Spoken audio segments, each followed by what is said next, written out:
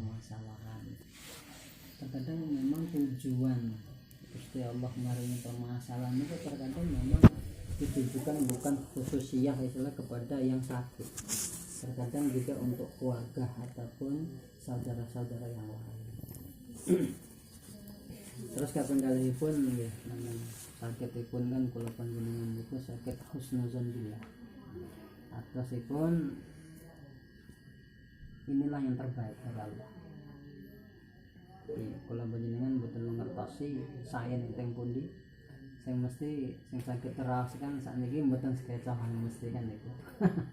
Ya niku biasa lumrah pun sifat manusia kan memang kados ngoten niku.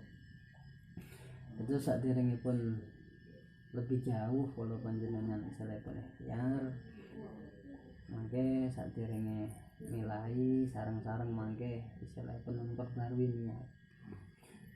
Sak ngertose kula biasane niku tiyang ikhtiar niku kan biasanya niku mangke pasrah bongkoan. Pasrah bongkoan dalam artian sudah ada niatan di dalam hati.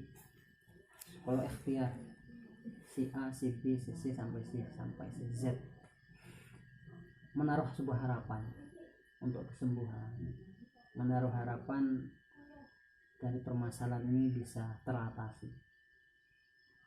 Tapi saat dirinya malah justru terkadang harapan ini yang membuat kita jadi permasalahan. Napa kula panjenengan kedah memasrahkan yakin hakul yakin hanya kepada Allah, bukan kepada makhluk Allah, termasuk kula sak rencang. Di kedah ditata kembali niatan kula panjenengan niku. Masalah perkawis niki mangke hasil lan boten sing penting kula jenengan sampun angsal kedanipun Gusti Allah.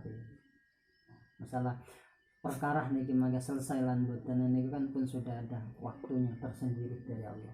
Lah mbok menawi niki kan kula panjenengan boten mengertosi dalu menika menawi ngepasi bersamaan dengan ridhanipun Gusti Allah kan saged tuntas. Perlu dipahami riyen ada beberapa hal yang harus kita obrolkan dulu ya saya kira masuk ke itu masalahnya. Yang kedua,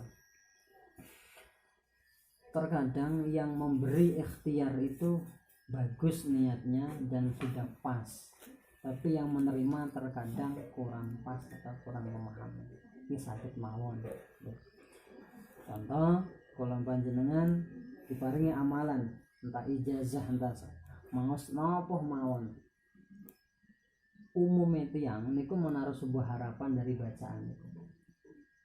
Nah bahasane kula niku berarti tawakal ataupun bersandarnya bukan kepada Allah, walaupun membaca asma Allah. Kalau jenengan maos asmaul husna ya kafi ya syafi dan macam-macam itu asma Allah, tapi kita menaruh sebuah harapan dengan baca ini, dengan harapan sembuh yang bersangkutan. Terlalu besar harapan sehingga kita kadang melalaikan namanya Allah. Nah, itu yang terkadang membuat kita musprah, itu sia-sia dari amalan kita.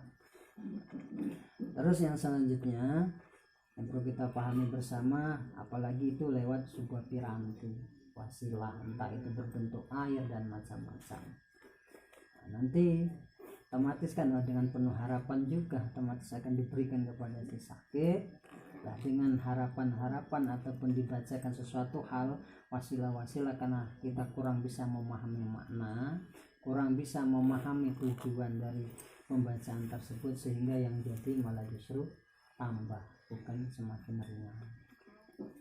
Tapi yang pasti sekali lagi adalah ada beberapa prinsip dalam hal pengobatan yang perlu kita pahami bersama, karena namanya pengobatan itu tidak bisa kita bertumpu kepada dokter mawon boten sakit. Dokter itu kan namung wasilah mawon. Jadi yang mempunyai penyakit dan yang mempunyai kesembuhan hanya Allah. Nah secara syariat itu otomatis jelas kita harus ikhtiar. Kita jelas harus ke rumah sakit, mungkin terapi dan praktisi kebatinan dan macam-macam. Secara hakikat memang semuanya milik Allah. Nah, ini harus kita pahami bersama. Terkadang kan jane pun ngertos tapi kadang nggih supe kadang nggih mboten ngertos nih adipun manusia niku mboten ngertos.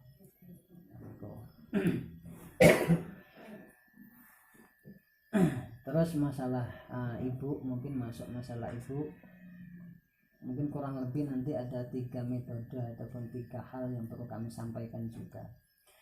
Yang pertama nanti kita lewat mediumisasi Pak. Jadi kami menggunakan mediumisasi sebagai wasilah, bukan itu cara dalam pengobatan, tapi sebagai wasilah saja, sebagai perantara mawon secara syariatnya lewat mediumisasi. Mbok menawi niki mangke ada amron kharij atau mencari jalur gaib yang ada sangkut pautnya dengan sebuah penyakit. Yang kedua nanti lewat terapi keimanan ataupun tauhid nantinya. Jadi harus kita sinkronkan dulu beberapa pemahaman kita, nanti bisa obrolan lebih panjang. Semakin mau menawi mangke panjenengan bersedia dan tidak keberatan. Yang ketiga nanti lewat istilah pun wasilah ataupun lewat piranti entah apapun bentuknya, nanti kita akhiri bersama, kita mohonkan bersama kepada Allah. Siapa tahu nanti dengan wasilahnya nanti jelasnya nanti harus kita tawasulkan kepada Allah. Nah, mungkin langsung saja pembahasan yang pertama ini tentang sebenarnya memang dia sudah sakit, badannya mungkin sudah capek atau uratnya sudah tidak sesuai dengan jalurnya, seharusnya itu dipijat ataupun disuntik dan macam-macam seharusnya selesai. Tapi karena ada amron kharij yang nempel di situ, amron kharij yang menutupi dan macam-macam di situ, sehingga ikhtiar ini seolah-olah tidak ada manfaat. Disuntik pun dipijat pun masih terasa seperti itu. Sehingga jadi menjadi jalur tersebut itu sebenarnya tidak bisa membuat sakit, itu tidak bisa membuat sakit seseorang, tidak bisa, cuman ngepasi dia bersamaan. Nah, bersamaan inilah yang perlu kita pahami bersama nanti. Jadi sehingga memang singkat kata 2 hal yang harus kita terapkan. Secara medis tetap jalan, secara terapi harus tetap jalan, yang ketiga mungkin secara spiritual bahasanya mungkin tetap jalan. Ini jelas gitu. Nanti walaupun ini awalnya secara medis dan dimanfaatkan oleh jalur gaib, nanti kedua-duanya nyambung terus, sehingga otomatis kalau dua-duanya nyambung otomatis nanti kesarafnya tetap nyambung.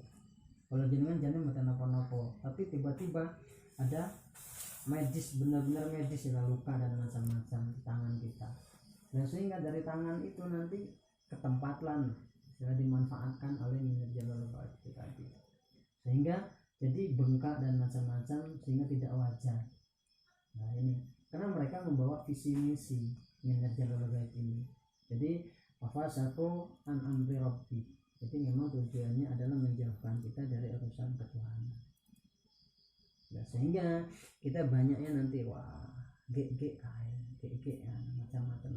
Ya ini udah berhasil nih. Tujuan mereka, visi misi mereka sudah hasil karena kita mempengaruhi pemikiran kita sehingga kita bisa mengarahkan ke sana tanpa ada bukti yang real dan nyata. Dalam artian berarti kita tidak usah berpikir arah ke sana. Kalau memang iya dan betul itu sesuatu hal dibuat oleh entah siapapun, kita kembalikan semuanya kepada Allah. Karena singkat kata kesimpulannya nanti kita berpegang saja dalam ayat Allah, wa may yattaqillaha yaj'al lahu makhraja. Jadi kalau kita bertakwa, beriman kepada Allah, ya semua solusi akan diberikan oleh Allah, tentu itu. Nah, tapi perantara terkadang untuk mencapai iman, untuk ketakwaan itu maka harus diuji oleh Allah, termasuk adanya penyakit ini, termasuk macam-macam nanti beberapa kejadian-kejadian. Ya, insya Allah.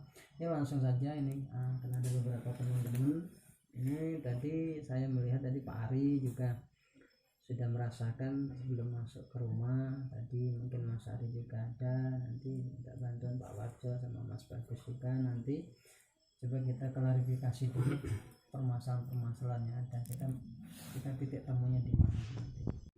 Terasa tadi masuk terus sampai sekarang ini panas nih, masih panas nih. Panas nih. Terus masa ada sosok enggak atau gimana? Tadi udah sebelah sana. sebelah sana. Awalnya dari sana. Oh gitu. Sempat menghalangi enggak tadi? Enggak, menghalangi. Oh, enggak. Terus tadi ada interaksi. Tadi gimana? Energi langsung kontak. Maksudnya nyerang apa enggak gitu? Enggak, cuma saya merasakan kontak energi dari kantor. Oh gitu. Nah ini masih panas. Oke.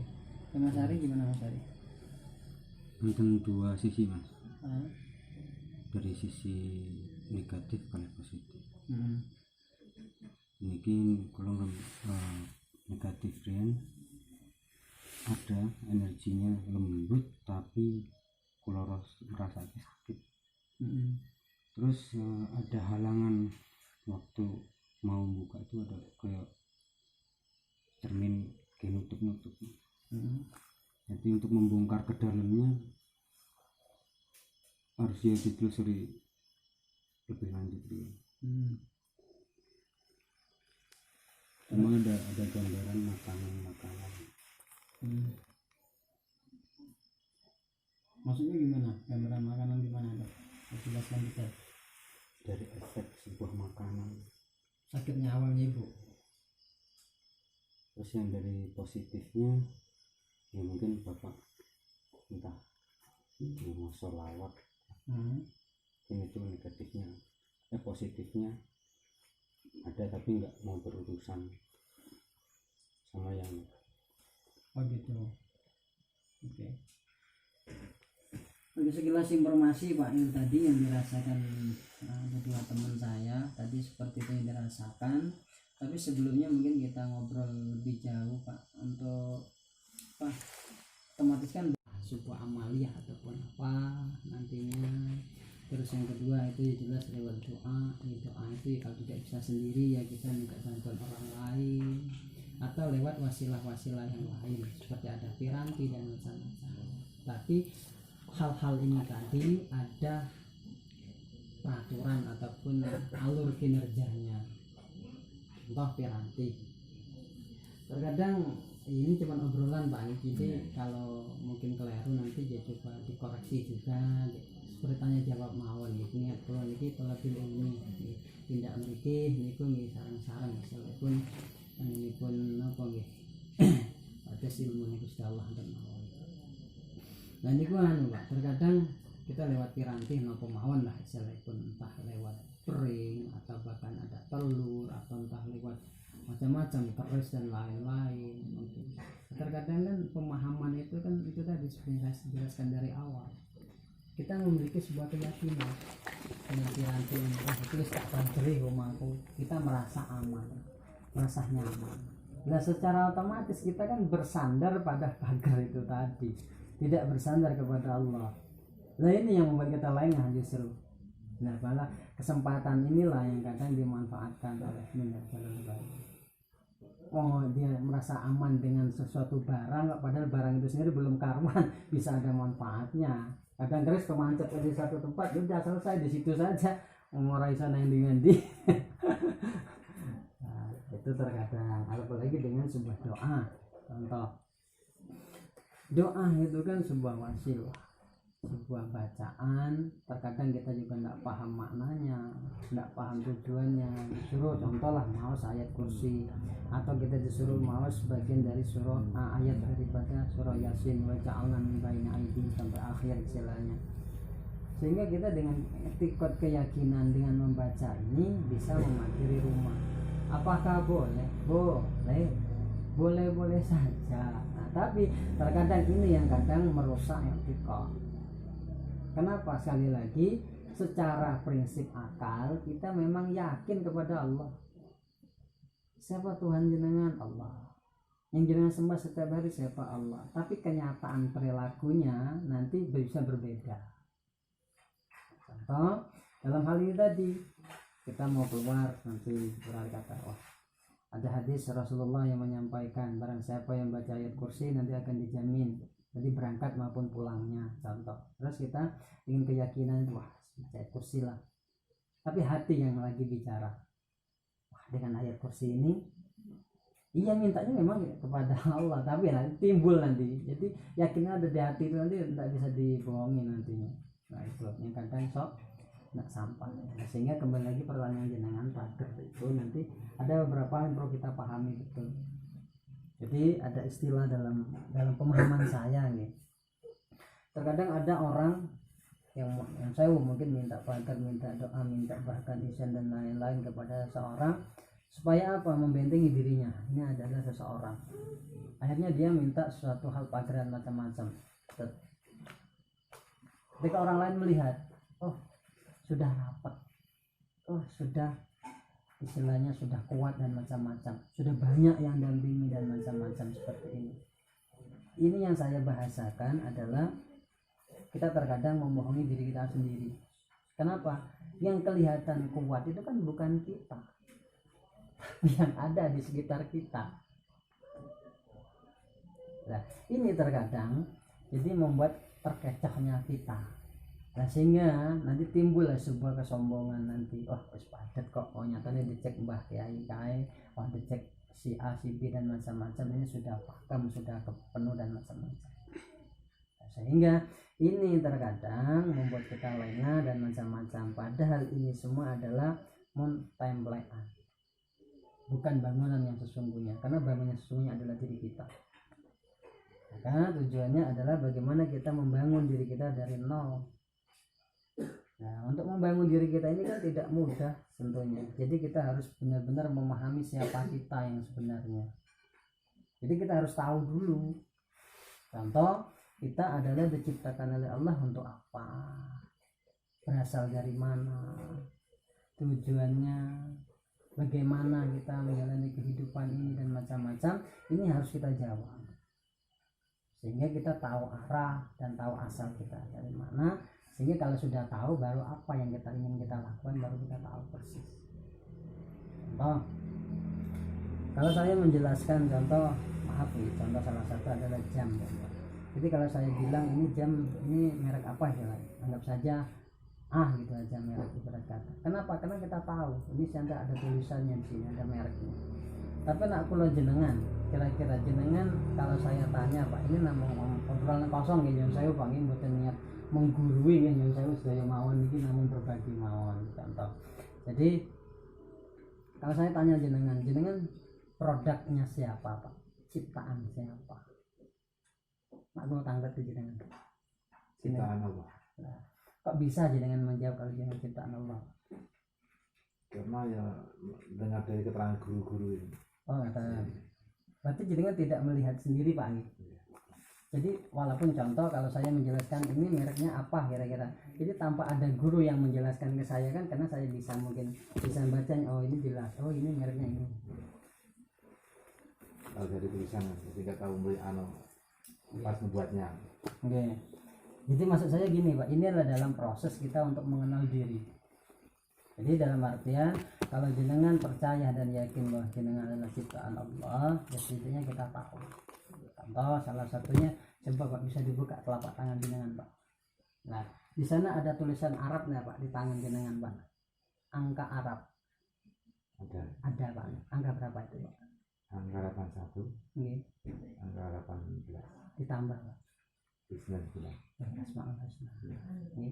Nyata niki termasuk salah satunya. Ada nggih. Lafaz alif, lam, ha, Allah. Kalau dalam dunia medis itu juga di sini kita juga ada tulisan Arab, paru-paru kita itu urat-uratnya itu nanti bertuliskan la ilaha illallah. Kita termasuk nanti kita sebujur badan kita, kira-kira kalau kita yang menciptakan Allah, kira-kira diciptakan dari apa Pak? Sangat pasti dengan maunya saya bukan masalah benar dan salah ya, yang saya mauan dari tanah. Oh dari tanah. Dari tumbuhan. Oke. Itu secara fikihnya ataupun secara Al-Qur'annya memang dijelaskan seperti itu Pak. Tapi secara tauhid kita diciptakan oleh Allah dari nurnya Muhammad. Di mana keterangannya dalam kitab Daqaiqul Akhbar. Nah itu. dalam kitab Daqaiqul Akhbar kita dijelaskan bahwa kita diciptakan dari nurnya Muhammad. Apa buktinya? Sekujur badan kita ada lafaz Muhammad. Kalau jenengan berbaring itu nanti kelihatan lafaz Muhammadnya. Contoh adalah mim, itu adalah mimnya huruf, kepala kita adalah mim, nanti tulang rusuk kita itu berbentuk huruf H, nanti dengkul kita mim, kaki kita huruf dal, jadi Muhammad. Jadi kadang kita sering masa kecil, terlama saya dulu sering, jangan, tidak boleh, tidak elok istilahnya melangkai orang yang sedang duduk atau sedang kelekaran dan macam-macam, tapi tidak dijelaskan di sana. Terkadang kalau masa kecil itu, wah nanti ngambil darahnya yang kelewatan harus dibalikkan lagi dan macam-macam, adalah pemanaan gitu, seperti itu.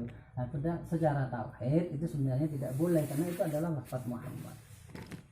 Nah, salah satu seperti itu Pak. Jadi ini dalam istilahnya, kalau saya mengatakan bahwa dalam proses namanya uburiyah. Jadi bagaimana kita memahami diri kita. Nah, itu simbolisnya adalah man arafa nafsahu faqad arafa rabbahu.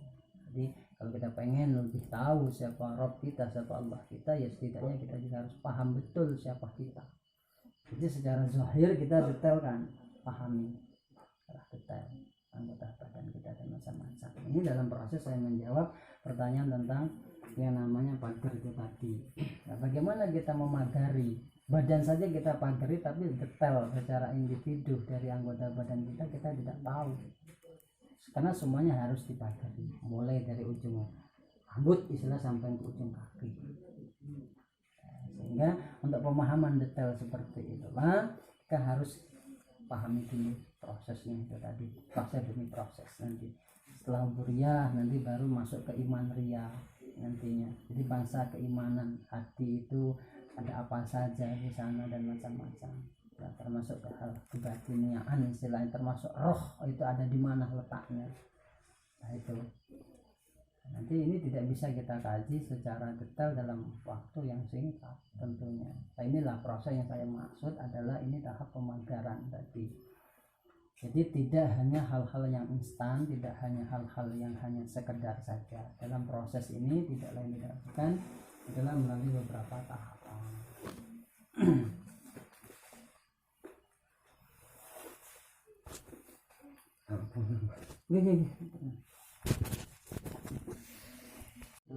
Di dalam permasalahan itu tentunya kan selesai ini nanti tetap nanti kita ikhtiar pada hal yang sifatnya medis nanti Pak. Dalam artian tetap itu dijalankan yang sudah jenengan ikhtiari kemarin, mungkin dikasih obat, dikasih apa, tetap itu diikhtiari nantinya. Nah terus nanti mungkin ke saraf dan lain-lain itu jelas nanti. Jadi kita melihat dengan